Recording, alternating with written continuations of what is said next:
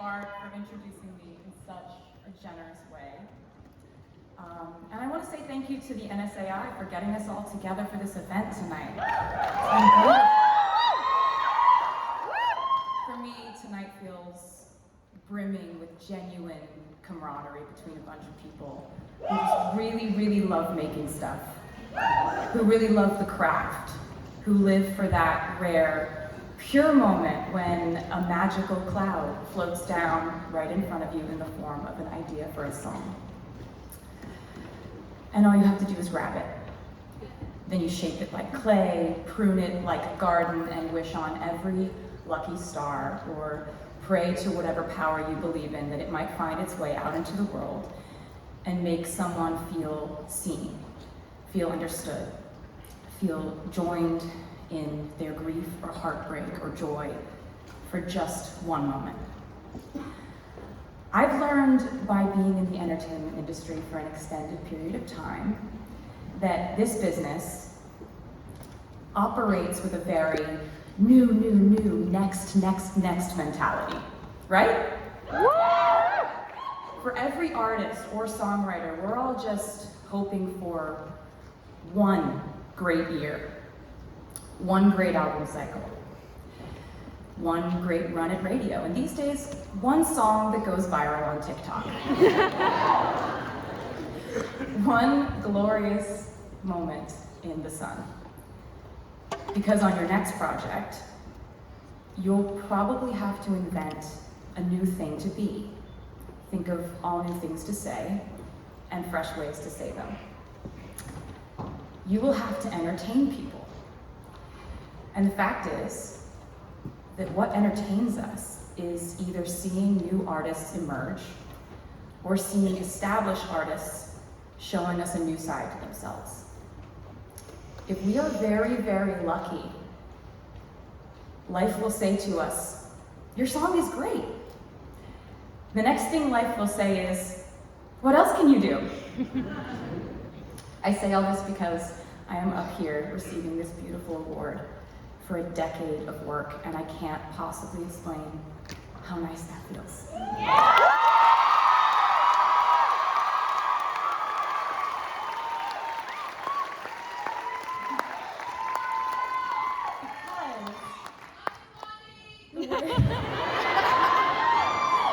Because the way I see it, this is an award that celebrates a culmination of moments, challenges, gauntlets laid down, albums I'm proud of, triumphs, strokes of luck or misfortune, loud, embarrassing errors and the subsequent recovery from those mistakes, and the lessons I learned from all of it. This award celebrates my family and my co-writers and my team, my friends and my fiercest fans.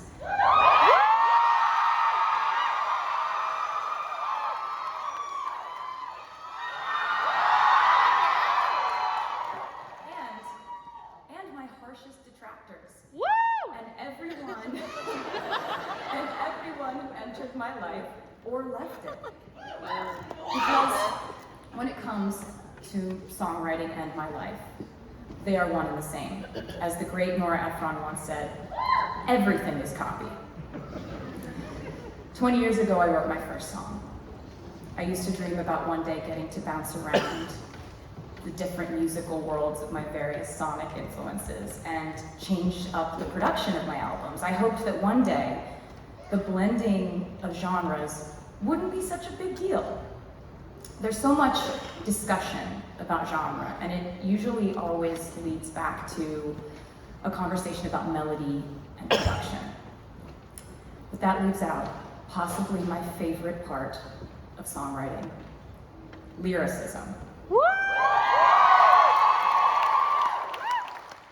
And I have never talked about this publicly before. Because it's dorky. But I have, in my mind, secretly established genre categories for lyrics I write. 3 of them, to be exact. They are affectionately titled quill lyrics, fountain pen lyrics, and glitter gel pen lyrics. I know this sounds confusing, but I'll try to explain. I came up with these categories based on what writing tool I imagine having in my hand when I scribbled it down, figuratively. I don't actually have a quill anymore. I wrote it once when I was mad. I categorize certain songs of mine in the quill style if the words and phrasings are antiquated. If I was inspired to write it after reading Charlotte Bronte or after watching a movie where everyone is wearing poet shirts and corsets. If my lyrics sound like a letter written by Emily Dickinson's great-grandmother while sewing a lace curtain, that's me writing in the quill genre. I will now give you an example of one of my songs I would categorize as quill. How's one to know I'd meet you where the spirit meets the bones?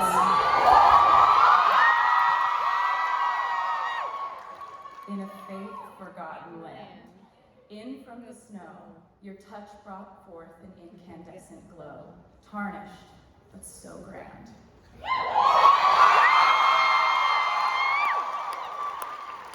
Moving on, lyricism category number 2, fountain pen style. I'd say most of my lyrics fall into this category. Fountain pen style means a modern storyline or references with a poetic twist, taking a common phrase and flipping its meaning. Basically trying to paint a vivid picture of a situation down to the chipped paint on the door frame and the incense dust on the vinyl shelf. Placing yourself and whoever is listening right there in the room where it all happened.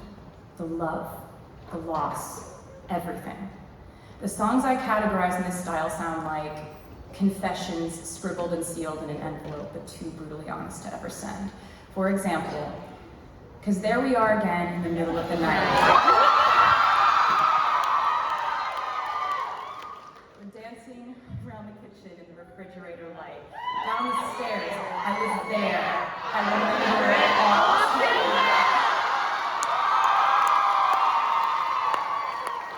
And there we are again when nobody had to know. You kept me like a secret, I kept you like an oath. Sacred prayer, and we'd swear to remember it all too well. Wow, guys.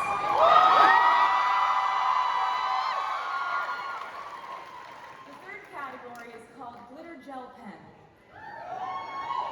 And it lives up to its name in every way.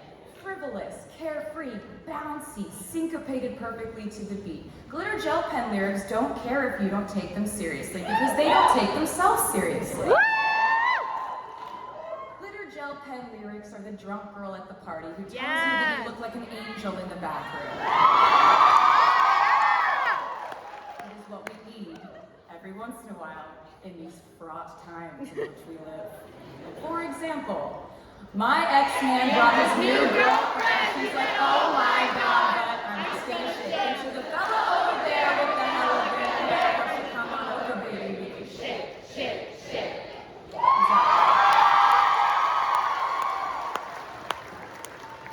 Why did I make these categories, you ask? Honestly, because I love doing this thing that we are fortunate enough to call a job. Writing songs is my life's work and my hobby and my never-ending thrill. I am moved beyond words that you, my peers, decided to honor me in this way for this work that I would still be doing if I'd never been recognized for it.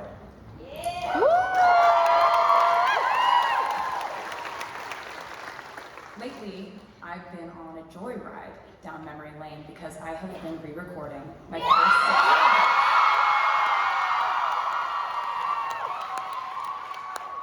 And when I go through the process of meticulously recreating each element of my past and revisiting the songs I wrote when I was 13, 14, 15, that path leads me right to Music Row. How my mom would pick me up from school and drive me to my co-writing sessions with dozens of writers, and some of you are in this very room tonight, who 15 years ago decided to give me their time, their wisdom, their belief, before anyone thought that writing with me was a productive use of an afternoon. I will never forget you, every last one of you. Part of my re-recording process has included adding songs that never made the original albums, but songs I hated to leave behind. I've gone back and recorded a bunch of them for my version of my albums. Fearless, my version, came out last year. And as I was choosing songs for it, I came across one that I had written with the Warren brothers when I was 14. I decided to record it as a duet with the brilliant Keith Urban. And when I called up the Warrens to tell them I was cutting our song 17 years after we'd written it, I'll never forget the first thing they said. Well, I think that's the longest hold we've ever had. In 2011, just over 10 years ago, my trusted collaborator and confidant, Liz Rose, came over to my apartment and I showed her a song that I had been working on. I was going through a rough time, as is the natural state of being 21, and had scribbled down verse after verse after verse, a song that was way too long to put on an album.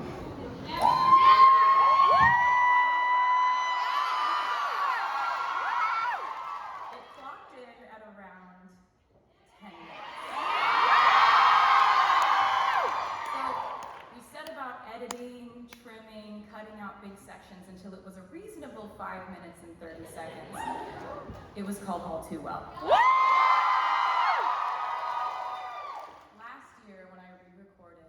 2012 album Red, I included this 10-minute version with its original verses and extra bridges. I never could have imagined when we wrote it that that song would be resurfacing 10 years later, or that I'd be about to play it for you.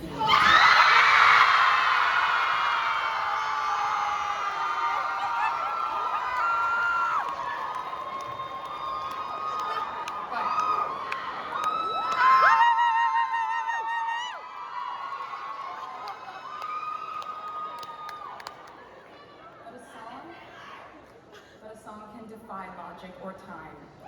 A good song transports you to your truest feelings and translates those feelings for you. A good song stays with you, even when people or feelings don't. Writing songs is a calling, and getting to call it your career makes you very lucky. You have to be grateful every day for it, and for all the people who thought your words might be worth listening to. This town is the school that taught me that. And to be honored by you means more than any genre of my lyrics could ever say. Thank you.